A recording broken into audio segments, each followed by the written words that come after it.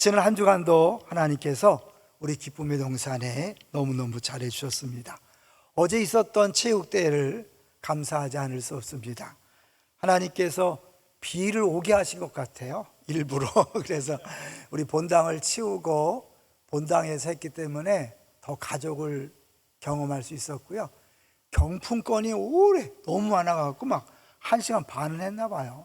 아마 경환구에서 찬바람 불 때 했으면 힘들어서 아마 죽을 뻔했으니까 하나님께서 이렇게 실내로 모아주신 것 같아 너무 감사하고요. 무엇보다도 모든 분야에서 은사대로 직분대로 최선을 다해 섬겨서 제 개인적으로는 퍼펙트했다, 그렇게 느끼고 싶어요. 너무너무 좋은 행복한 잔치가 되게 하셔서 감사합니다. 수고하신 분들에게 다시 한번 감사를 드립니다. 이제 두 번째로는 우리 화재로 인해 고통당하는 세 가정이 있어서 111 헌금에서 우리 100만 원씩 지원했습니다. 우리 교회는 111 헌금이라고 이제 예산에 잡히지 않은 헌금이 있습니다. 그 성도들이 111 헌금을 하면 어려움 당한 식구들을 특별한 회의 없이 담당 부서에서 추천하면 저는 무조건 돕는 건 오케이니까요. 이번에도 교구에서 발빠르게 진행해 주셔서 정말 감사했습니다. 감사합니다. 이제 세 번째로는 우리 이윤희 전사님 인사했잖아요. 우리 교회 처음 오셔서 영화부 보조교사 하다가 영화부 정교사, 그다음에 영화부 부장, 그다음에 또 사무실 간사, 그다음에 이번에 전도사로 이렇게 임명됐습니다. 그러니까 처음부터 모든 분야에서 섬겼기 때문에 사역을 더 잘할 거라 기대하고요. 늘 기대하는 것처럼 요셉이 보디발 집의 총무가 된 다음에 그 집에 복이 임했잖아요. 우리 전사님의 사역 시작함으로 우리 교회 큰 복이 더 많이 흘러넘칠 줄로 믿습니다. 많이 기도해 주십시오. 자, 이제 오늘 제목을 같이 보겠습니다. 오늘 제목은 산돌이신 예수. 무슨 말일까요? 산돌. 이게 사실 저도 대학원을 졸업하고 목사 안수를 받은 다음에 부목사로 있을 때, 제가 인천에 있을 때 교수님이 와서 저 산돌을 리빙스톤이라고 풀어주면서 설교하는데 굉장히 은혜를 받았거든요. 그 전까지야 산돌 그랬어요. 그래서 우리가 또 좀 더 확실히 개념을 파악하기 위해서 재미난 유머 하나 준비했습니다. 인터넷에 많이 나오는 건데요. 산토끼의 반대말 많이 해봤죠? 첫 번째, 산토끼 반대말 끼토산. 뒤에 집토끼, 죽은 토끼, 바다토끼, 판토끼. 판토끼 뭔지 아세요? 네. 이제 이 IQ에 따라서 답이 달라진대요. 먼저 키토산은 IQ 50, 집토끼는 60, 죽은 토끼는 80이래요. 바다토끼 100, 판토끼는 120. 그러니까 이제 대단한 거죠. 이제 이렇게 우리가 유머로 시작하는 이유는 산돌의 반대말은 뭘까요? 네, 죽은 돌이요. 판돌이 아니에요. 죽은 돌이, 그러면 돌이 뭐 살아있는 돌이 있고 죽은 돌이 있는가? 그렇죠? 이게 영적인 거죠. 그렇다고 직접 내가 주변에서 살아있는 돌 봤어요, 이제 그 돌이 아니에요. 예수님을 이야기하는데, 예수님을 살아있는 돌이라고 한 건 뭐냐면, 예수님께서 헤롯 성전을 보고 감탄한 제자들에게, 야, 이 성전은 허물어질 거야. 돌 하나도 남아있지 않도록 완전히 다 허물어질 거야. 그 눈에 보이는 죽은 돌로 쌓은 성전은 허물어질 것이라면, 눈에 보이지 않는 살아있는 돌로 지어진 진정한 성전은 영원할 것이다. 그래서 예수님이 성전으로 오셨지만 동당시 뭐냐면 본인이 모퉁이 돌이 되시고 우리로 하여금 또 다른 벽돌들이 되어 살아있는 돌이 되어서 함께 성전을 이루어간다는 거죠. 저는 이걸 묵상할 때 너무 놀라운 게, 예수님 혼자서도 성전 될 수 있잖아요, 그죠? 충분히 성전 될 수 있는데 예수 자신은 모퉁이 돌 역할만 하고 우리 한 사람 한 사람을 그 귀하고 아름다운 성전의 일부가 되게 하신다. 할렐루야. 자, 이제 그리고 이 베드로 전서는 누구에게 써졌나? 이게 굉장히 중요해요. 언제 누구에게 써졌나 한번 먼저 보겠습니다. 베드로 전서는 저자는 베드로예요. 베드로 누구 아시죠? 예수님 수제자고 AD 63, 64년이 왜 중요하냐면 네로가 로마에 불을 지르고 자기가 곤란해지니까 기독교인들이 누명을 씌웠죠. 그래서 그때 굉장한 박해가 시작됐어요. 그걸 로마에서 직접 경험하면서 아시아에 퍼져 있는 수많은 성도들이 닥칠 그 환난과 고난을 미리 염두에 두고 지금도 박해를 받고 있지만 앞으로 더 심한 박해를 받을 신자들을 위로하고 격려하기 위해서 쓴 편지죠. 그러니까 지난주 설교 혹시 기억하세요? 지난주 설교 핵심이 뭡니까? 우리가 예수 믿기 때문에 고난을 당할 수 있다. 누군가를 구원하고 누군가를 치유 회복하기 위해서 고난 당할 수 있다. 그런 거였어요. 자, 그러면 이제 오늘은 뭐냐면 우리에게 고난이 왔을 때 어떤 마음으로 그 고난을 대할 것인가. 그래서 베드로가 그리스도인이 자신의 고난을 그냥 어쩔 수 없는 고난으로, 희생당하는 고난으로 여기지 않고 세상을 위한 섬김으로 바꾸어 살도록 우리는 부름받았다. 그런 일을 위하여 부름받았다. 이제 그런 것을 깨닫고 고난을 기쁨으로 맞이해라. 심지어 불같은 시험도 당연하다고 생각해라. 이런 거죠. 오늘 좀 고난이라는 어려운 주제를 얘기하기 때문에 조금 약간 가볍게 하더라도 용서해 주시기 바랍니다. 자, 이제 2장 4절부터 한번 볼게요. 2장 4절. 4절 보시면 시작. 사람에게는 버림바가 되었으나 하나님과는 택하심을 입은 보배로운 산돌이신 예수께 나아가. 네, 보배로우신 산돌이 하면서 산돌한테 나아가자고 그래요. 그러면서 우리 한 사람 한 사람도 살아있는 돌이다. 5절을 볼게요. 5절 시작. 5절. 너희도 산돌같이 신령한 집으로 세워지고 예수 그리스도로 말미암아 하나님이 기쁘게 받으실 신령한 제사를 드릴 거룩한 제사장이 될지니라. 네, 여기서 예수님이 모퉁이 돌 산돌이면서 우리들도 산돌로서 함께 성전을 지어져 가는데 중요한 건 버림당했다는 거예요. 예수님이 사람들에게 버림을 당했다는 거예요. 우리가 예수님이 산돌이고 우리도 산돌이 연결됐다는 건데 예수님이 버림받았다는 건 뭐예요? 우리도 버림받는 존재로 살아갈 수밖에 없다. 그러니까 당연히 고난이 있지만 그 고난을 통해 우리가 할 일이 있다는 것을 보여주고 있는 거죠. 자, 그러면 이제 어느 지역인지 한번 잠깐 볼 텐데요. 이걸 아는 게 필요해요. 자, 지도를 한번 보여주시면 여기 이제 비두니아, 갑바도기아, 본도, 갈라디아, 아시아에 있는 퍼져 있는 나그네들에게 나그네는 뭐예요?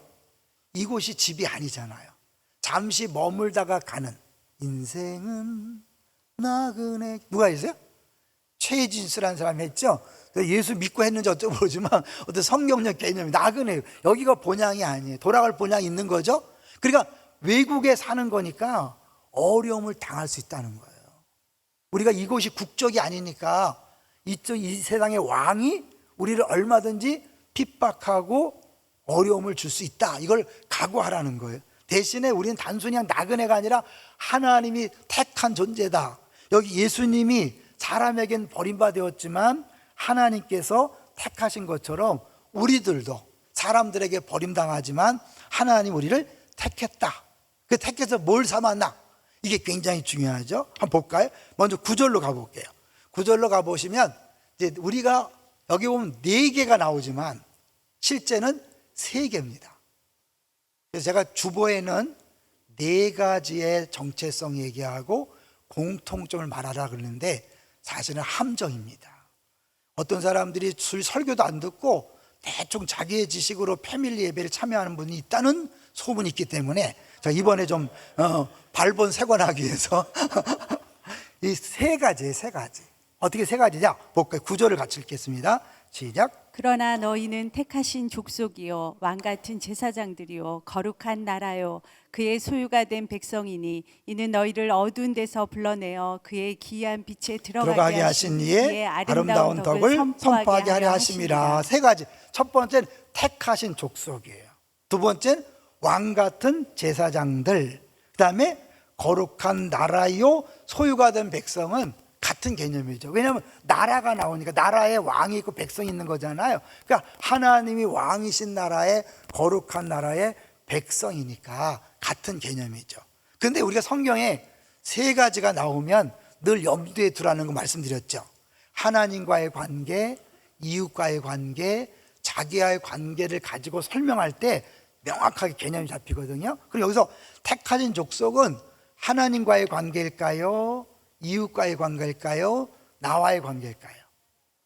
네, 근데 택했기 때문에 하나님과의 관계처럼 보이지만 더 분명한 것이 세 번째, 거룩한 나라요, 소유된 백성. 이 말은 뭐예요? 하나님이 왕이시라는 거잖아요. 그분이 왕이고 우리 백성이니까 이게 더 하나님과의 관계 명확한 거예요. 그러면 두 번째, 왕 같은 제사장들은 쉽죠. 누구와의 관계예요? 나예요? 이웃이에요? 하나님이에요? 당연히 이웃이죠. 이게 굉장히 중요해요. 이웃과의 관계이기 때문에 우리가 왕 같은 제사장들로서 해야 될 일은 이웃을 향해 하는 거예요. 그러면 하나 남았죠. 택하신 족속은 결국 나와의 관계. 내가 선택받은 사람이다. 부름받은 사람이다. 그래서 이 베드로의 전서에 보면 부름받았다는 얘기가 많이 나와요. 그러니까 내가 올림픽 대표 선수로 부름받았다. 기분 좋을까요? 기분 나쁠까요? 기분 나쁠 사람 없죠? 기분 좋은데 대신에 뭐예요? 그때부터 고생 시작이죠. 이 금메달을 따기 위해서 당연히 친구들 못 만나고 가족과 떨어져서 선수촌에 들어가서 열심히 하는 것을 자랑스럽게 여기는 것처럼 내가 하나님 앞에 부름받았다, 택함 받았다, 이건 뭐예요? 자부심인 거예요. 그래서 내가 당하는 고난도 뭐예요? 자부심을 가지고 감당해라, 그런 거죠. 이 공통점은 뭐냐면 다 족속이요, 제사장들이요, 거룩하나 소유된 백성이니까 공동체 개념이라는 거예요. 혼자가 아니에요. 함께 당하는 거예요. 함께 이 고난을 이겨내고 함께 성전이 되어가는 거죠. 여기서 이제 우리가 이 6절을 보시면 중요한 말씀이 나오는데 2장 6절로 가보겠습니다. 2장 6절 시작. 성경에 기록하였으되 보라 내가 택한 보배로운 모퉁이 돌을 시온에 두노니 그를 믿는 자는 부끄러움을 당하지 아니하리라 하였으니. 네, 예수님 하나님이 택해서 모퉁이 돌을 시온에 둔다 그랬어요. 구약의 예언이 그 이루어졌는데 그를 믿는 자는 부끄러움을 당하지 않을 것이다. 근데 이게 믿는다는 단어가 나오니까 이제 우리가 예수를 믿는다는 건 뭐냐면 우리의 중심을 이동시키는 거예요. 그동안 다른 걸 모퉁이돌 삼다가 이제 예수님을 모퉁이돌 삼는 거예요. 자, 그럼 모퉁이돌 도대체 뭐지? 그래서 모퉁이돌 설명이 필요할 것 같아요. 자, 4번을 보여주시면 모퉁이돌은 쉬운 얘기로 건축물의 가장 첫 번째 놓는 돌이에요. 그 돌이 그 건물의 성격을 좌우하는 거예요. 근데 우리가 저기 보면 모퉁이돌이 무지 작죠? 이 모퉁이돌이요 아주 큰 것도 있어요. 큰 그림 한번 보여주세요. 이 정도로 큰 게 있어요. 그러니까 모퉁이돌을 보면 아, 이 건물이 어마어마하게 큰 건물이구나. 모퉁이돌이 만약에 무슨 뭐 붕어 모양이다 그러면 아, 이 건물은 붕어 모양이 될 것이다. 이런 걸 결정하는 거예요. 그러니까 이게 가장 기초석이고 중심이니까 이 얘기를 왜냐면 예수님 모퉁이돌이고 우리는 그 모퉁이돌과 함께 성전이 되어가는 그런 돌이라는 게 뭐냐면 우리 인생이 바뀌었다는 걸 얘기하는 거예요. 어떻게? 예수님과 함께 가는 인생으로 바뀐 거죠. 그러니까 성경에서 이야기하는 것들을 좀 다른 방향에서 그림으로 보여주는 거예요. 우리 마태복음 산상수훈에 보면 모래 위에 세운 집과 어디에 세운 집이 나오죠? 반석 위에 세운 집이 나와요. 근데 평상시는 몰라요. 언제 이게 드러나죠? 비바람이 몰아치고 창수가 나면 모래 위에 세운 집은 무너지는 거예요. 그리고 반석 위에 세운 집은 남아있죠. 이게 연결되는 거예요. 모퉁이돌을 예수님으로 삼은 사람은 어떠한 환난과 고난이 와도 흔들리지 않는데 이걸 모퉁이돌을 다른 것으로 삼은 사람은 결국 망하고 무너진다는 거예요. 예를 들면 못 가요. 돈을 모퉁이돌로 사는 사람이 있어요. 오로지 돈 뭐니 해도 뭐냐 이래갖고 돈에 집중하는 사람, 인생을 돈 버는데 집중하는 사람 있어요 없어요? 있잖아요. 많잖아요. 그 사람은 돈 때문에 돈이 흔들릴 때 같이 무너진다는 거예요. 난 너 없이 못 살아. 자녀에게 목숨을 거는 사람이 있어요. 그래서 자녀 교육에 온 힘을 다해. 네, 좋아요. 근데 자녀가 잘못됐을 때 인생 끝났다고 생각하는 거예요. 자녀가 모퉁이돌이 된 거예요. 또 어떤 사람 성공, 높아져야 된다, 명예를 얻어야 된다. 그래서 이 명예 하는 사람은 명예가 모퉁이 된 거예요. 결국은 망하는 거예요. 부끄러움을 당하는 거예요. 그런데 예수를 믿는 사람, 예수를 모퉁이돌로 삼는 사람은 부끄러움을 당하지 않는다. 끝까지 행복할 수 있다 그런 거죠. 근데 이게 구약의 예언인데 구약의 이 예언을 어떻게 썼냐면 이 하나님을 믿는 자는 부끄러움을 당하지 않다를 어떻게 썼냐면 다급하게 되지 않는다. 그래요. 다급하게 되지 않는다. 그 다른 번역에서는 급절하게, 급하게 끝난다. 급절하게 되지 않는다. 동요되지 않는다. 다급해지지 않는다. 쉽게 얘기하면 제가 성맥 같이 공부하다가 어떤 분이 자녀 때문에 많이 힘들다 그러면서 이 자녀가 우상이 되고 자녀 사랑으로 머무는 그 기준점이 뭔가 물어봤어요 저한테. 제가 뭐라 답했을까요? 여러분, 자녀가 어려울 때 내 인생이 끝난 것처럼 마음이 힘들어지면 그때 우상이 된 거예요. 자녀가 어려울 때 마음 아픈 건 당연하죠. 그렇지만 그것 때문에 인생이 끝난 것처럼 아무것도 하기 싫다, 이거는 이미 자녀가 모퉁이 돌이 된 것이고 우상이 된 거예요. 사업이 좀 어려워졌을 때 인생 살맛 안 나, 이게 살맛 안 난다는 건 뭐냐면 그게 모퉁이 돌이 된 거예요. 그건 예수 믿는 게 아니에요. 여러분, 예수 믿고 열심히 기도하지만 여전히 자녀, 남편, 아내, 돈, 그거 예수 믿는 게 아니에요. 남편을 믿는 거고 자녀를 믿는 거고 그리고 건강을 믿는 거예요. 100% 무너지게 되어 있습니다. 왜 시험 들고 왜 상처받는가? 잘못된 걸로 모퉁이 돌 삼으니까 와르르 무너지는 거예요. 그 얘기를 하는 거예요. 너희들은 이제 모퉁이 돌이 바뀌었다, 특별한 존재가 되었다, 멋진 존재가 되었다. 이걸 더 쉽게 얘기하면요, 2장 1절 2절 보면 더 쉬워져요. 이게 다른 걸 모퉁이 돌 삼은 사람과 예수님을 모퉁이 돌로 삼은 사람의 차이가 뭐냐? 2장 1절 2절 같이 읽어볼게요. 시작. 그러므로 모든 악독과 모든 기만과 외식과 시기와 모든 비방하는 말을 버리고 2절. 갓난아기들 같이 순전하고 신령한 젖을 사모하라. 이는 그로 그로 말미암아 말미암아 너희로 구원에 이르도록 자라게 하려 함이라. 두 가지를 얘기하죠. 모든 악독과 모든 기만과 외식과 시기와 모든 비방, 이거 버려야 돼. 옛사람이 옛날 다른 것을 모퉁이 돌 삼았을 때 나타나는 결과예요. 예수님 외에 다른 것을 모퉁이 돌 삼았을 때 반드시 시기, 질투, 경쟁, 악독, 비난이 나오는 거예요. 왜? 예수 외에 다른 것은요, 결국 나를 위한 거죠. 나를 위한 거. 그러니까 나를 위한 거니까 다른 사람과 늘 경쟁하게 돼 있어요. 비교하게 돼 있어요. 다른 사람이 잘 되는 걸 못 견디게 돼 있어요.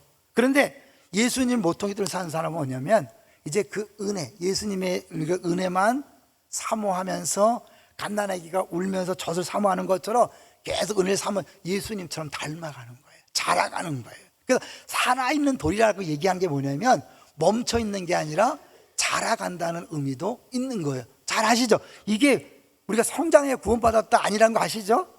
설명해야 되나요? 우리가 예수 믿는 순간 이미 구원받은 거예요? 대신에 그건 갓난 아기로 태어난 거예요. 어른이 되어야 인생이 뭔지 아는 거잖아요. 갓난 아기가 인생의 맛을 알아요? 뭐 행복하다고 느낄까요? 물론 모르죠. 젖 먹고 행복할지 모르겠지만 그건 인생이 아니잖아요. 어른이 되고 인생의 다양한 것을 보면서 야, 이게 하나님 주신 복이구나, 은혜구나, 이게 성장했을 때 된 거잖아요. 예수를 믿으면서도 여전히 다른 것에 모퉁이 돌 삼고 다른 것에 마음이 뺏긴 사람은 자라질 않는 거예요. 왜? 생명이 역사하지 않으니까 재미가 없어요.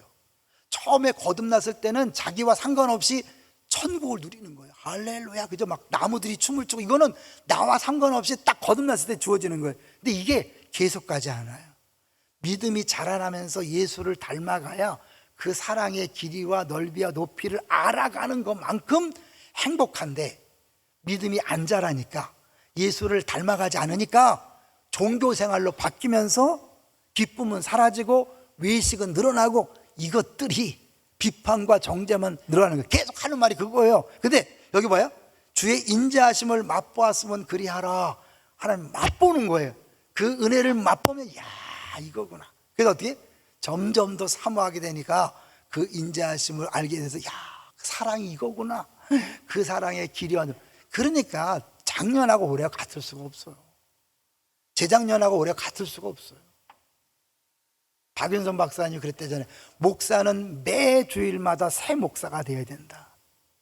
그 정도로 매 주일마다 우리는 새 은혜로 변화되고 이런 멋진 존재라는 거예요. 살아있는 존재니까. 믿습니까? 근데 이게 5년 10년 돼도 맨날 똑같다. 이거는 죽어 있든지 거듭나지 않았든지, 아니 거듭났지만 여전히 아직도 갓난의 길에서 맨날 주님이 아니라 다른 것을 모퉁이 돌로 자꾸 삼는 거죠. 그러니까 이걸 찾아내서 자꾸 뜯어내야 돼. 왜? 그 옛사람을 버리라고 그랬잖아요. 이게 우리 안에 뼛속 깊이 들어있기 때문에 우리 조금만 잘못하면 다른 걸 따라가게 되거든요. 그걸 떼어내서 예수님 모퉁이 돌에다 자꾸 나아가는 거예요. 예수님께 나아가자. 자, 영어를 하나 보여드릴게요. 이거는 나중에 여러분이 인터넷 통해서 한번 보시고 한글 보여드릴게요. 엄청난 진술일 뿐이고 그 배경에는 고대 건축술이 있다. 이 머릿돌이 뭔지를 보여주는 거예요. 그 다음 읽어주세요. 모퉁이 돌에는 몇 가지 특징이 있습니다. 모퉁이 돌은 가장 처음으로 두는 돌입니다. 집의 모든 수치가 모퉁이 돌에서부터 뻗어나가기 때문에 네, 그러니까 모퉁이 돌이 크면 건물도 크고 작으면 작은 거예요. 계속 첫 번째로 자리 잡는 돌이 됩니다. 가장 먼저 두며 모퉁이 돌이 집이 선이 되기 때문에 가장 완벽하게 다듬은 돌이어야 합니다. 모퉁이 돌이 지면과 완벽한 직각으로 깎이지 않는다면 그 집은 분명 똑바로 서지 못할 것입니다. 모퉁이 돌이 무엇이건 그대로 집이 됩니다. 나머지는 여러분 나중에 찾아 읽어보면 좋겠어요. 그러니까 이 예수님 모퉁이 돌을 된 사람은 이제 예수님과 함께 가고 예수님께서 원하시는 삶이 되고 예수님이 주고자 하는 그 풍성함을 마음껏 누리는 삶이 되는데, 여기가 아니라 다시 옛날처럼 다른 것에 모퉁이 돌을 삼은 사람은 그 인생이 되는 거예요. 돈 하면 어떻게 수선노가 되는 거잖아요. 자식 하잖아요. 그럼 자식 때문에 울었다가 평생을 하다가 결국 다 애 키워봐야 소용없어, 이렇게 되는 거잖아요. 5월달이 너무 힘들어, 애 새끼들이 안 와. 어른들이 막 불쌍해 죽겠어. 하여튼 5월달이 없었으면 좋겠어. 있는 분들은 괜찮은데 막 또 안 온다고, 옆집은 왔는데 그러니까 맨날 그것 때문에 죽느니 사느니 하잖아요. 이게 뭐냐, 애한테 모퉁이 돌 삼아서 그래. 아니에요. 예수님을 모퉁이 돌 삼으시기를 주의 이름을 축원합니다.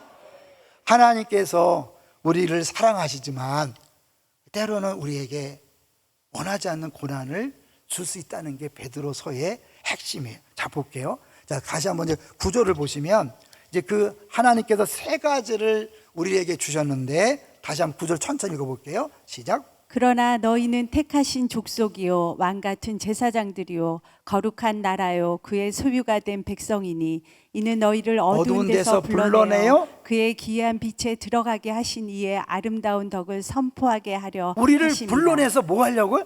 아름다운 덕을 선포하게 하는 거예요. 그럼 아름다운 덕이 어떻게 선포되는가? 잠깐 우리 3장 14절로 한번 가볼게요. 3장 14절로. 좀 어려워도 한번 잘 따라와 주세요. 3장 14절 시작. 그러나 의를 위하여 고난을 받으면 복 있는 자니 그들이 두려워하는 것을 두려워하지 말며 근심하지 말고. 분명히 핍박이 오고 어려움이 온단 말이에요. 근데 이 예수님을 모퉁이 돌로 삼은 사람은, 예수 믿는 사람은 두려워하지 않아요. 근심하지 않아. 그래서 생각들이 어떻게 암에 걸렸는데 두려워하지 않지? 근심하지 않지? 사업이 망했는데 왜 두려워하지 않지? 왜 근심하지 않지? 그게 궁금해하는 거예요.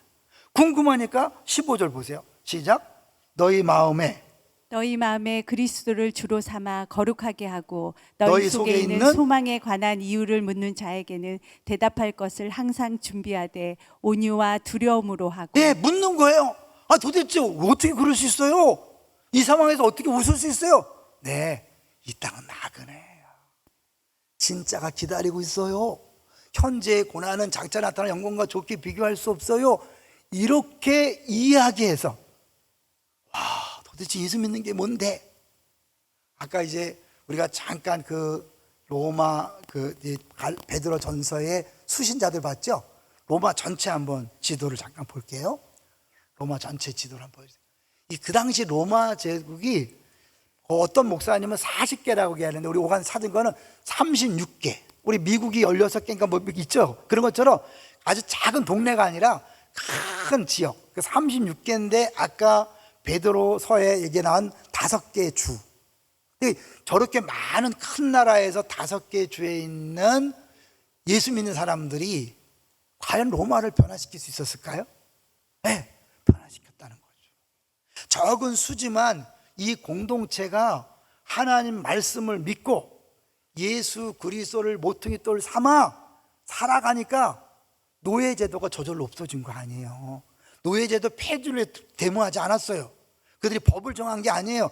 그러니까 노예제도인데 그 노예를 친구처럼 가족처럼 그렇게 사랑하고 베풀고 막 하다 보니까 자연스럽게 로마 시대의 경제의 근간인 노예제도가 사라진 거예요. 이게 기독교의 능력이죠. 어떻게 그러냐? 이렇게 고난 중에도 이들이 싸우지 않고 다투지 않고 철저히 순종하면서 사랑을 베푸니까, 그들을 위하여 제사장 역할을 하니까 변한 거예요. 제사장 역할이 뭐죠? 제사장 역할 두 개예요. 하나는 제사를 드리는 거 다 알겠죠? 대사를 드리는 거예요. 또 하나는 축복하는 거예요. 신명기에 나온 것처럼 축복하는 거예요. 민수기에 나온 축복하는 거예요. 그러니까 우리들이 예수 믿지만 고난당하는데 그 고난은 우리가 그들을 위한 제사를 드리는 기회가 되는 거예요. 우리가 자기를 제물 삼아서 자기 희생을 함으로 그들을 살려내는, 그게 제사를 드리는 제사장 역할이고, 또 하나 뭐예요? 나를 힘들게 하는 사람을 저주하고 싸우는 게 아니라 축복함으로 진정한 제사장 역할을 해서 세상을 변화시키는 거예요. 자, 심지어 2장 18절로 가볼까요? 우리는 부모를 공경하라 그러면 부모를 공경할 만해야죠. 직장에서 잘해라. 아유, 잘할 만해야죠. 그 상사가 아주 못됐어요. 이러잖아요. 이 로마 시대의 종들은요, 인간 취급을 당하지 않았어요. 그런데 그들에게 이런 말을 하는 거예요. 2장 18절 가볼까요? 시작. 사환들아, 번사에 두려함으로 주인들에게 순종하되 선하고 간용하는 자들에게만 아니라 또한 까다로운 자들에게도 그리하라. 네, 그들이 아무리 악독하고 잘못해도 잘 참고 주님을 대하듯이 대하라는, 이게 우리 입장에서는 말도 안 되잖아요. 근데 그 당시 더 어려울 때 이렇게 한 거거든요. 사실 우리가 신앙생활 하면서도 이 며느리들이 시댁이 싫잖아요, 솔직히. 우리 딸만 봐도 별로 안 좋아하더라고. 시아버지가 목사님인데 시금치 싫어한다잖아. 심지어 시편도 싫어한다잖아. 시편도. 아멘한 게 누가? 그러니까 이게 어쩔 수 없이 사실은 이 시댁과 며느리 사이는 어렵잖아요. 근데 우리가 그 고난을 주님이 나에게 주셨다 인정하고 기쁨으로 감당하는 거예요.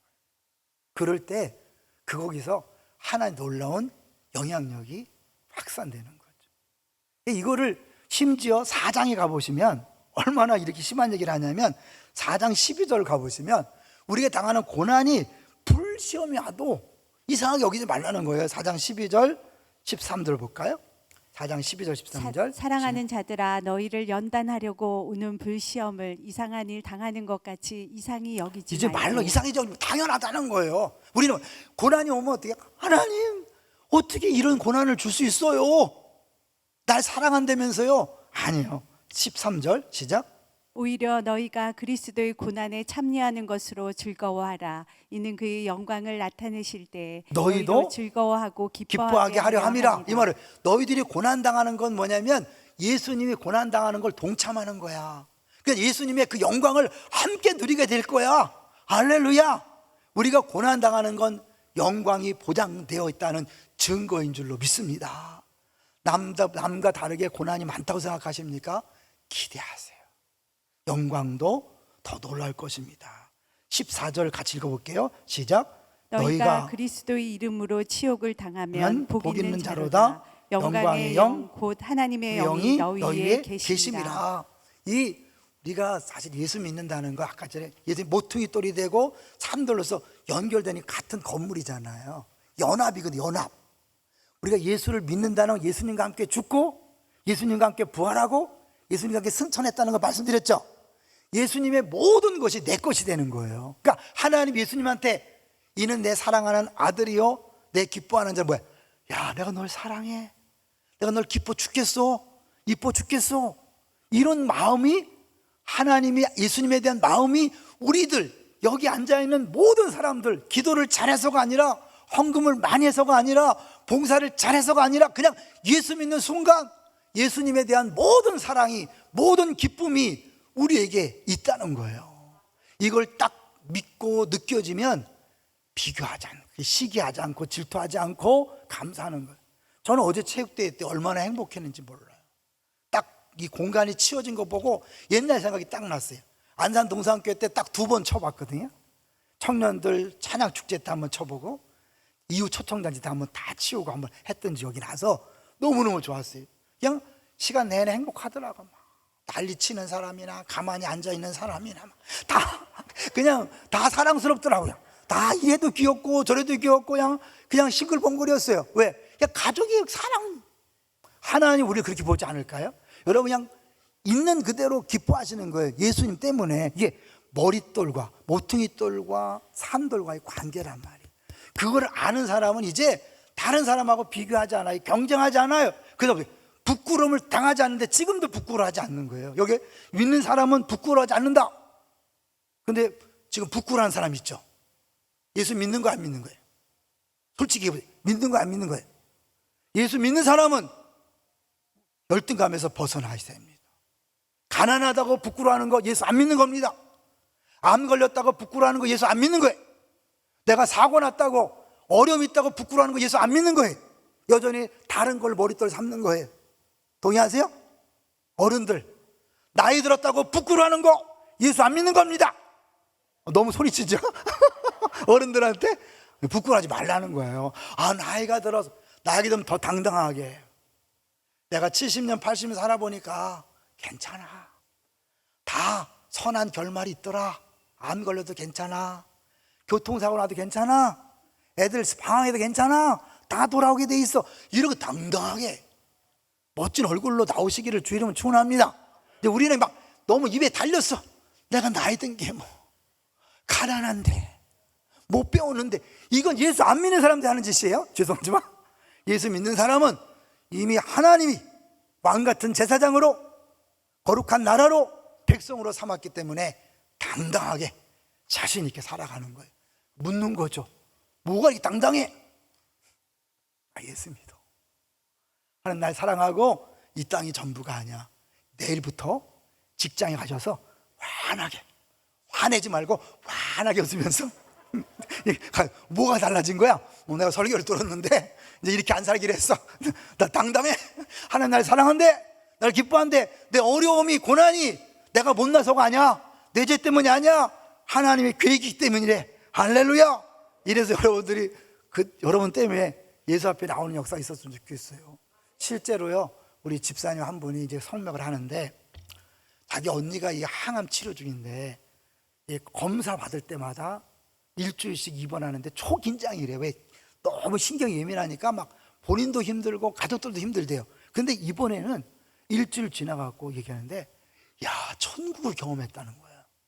어떻게 그러냐니까 그 병실에 4명의 암 환자가 들어왔는데 한 사람 한 사람한테 다 복음을 전했고 그들이 예수를 영접했고 다 가까운 교회에 나가기를 했다는 거예요. 암이 사라진 게 아니라 암은 여러 암 환자지만 그 병실에서 만난 다른 암 환자들에게 건강한 사람이 전하면 들었겠어요?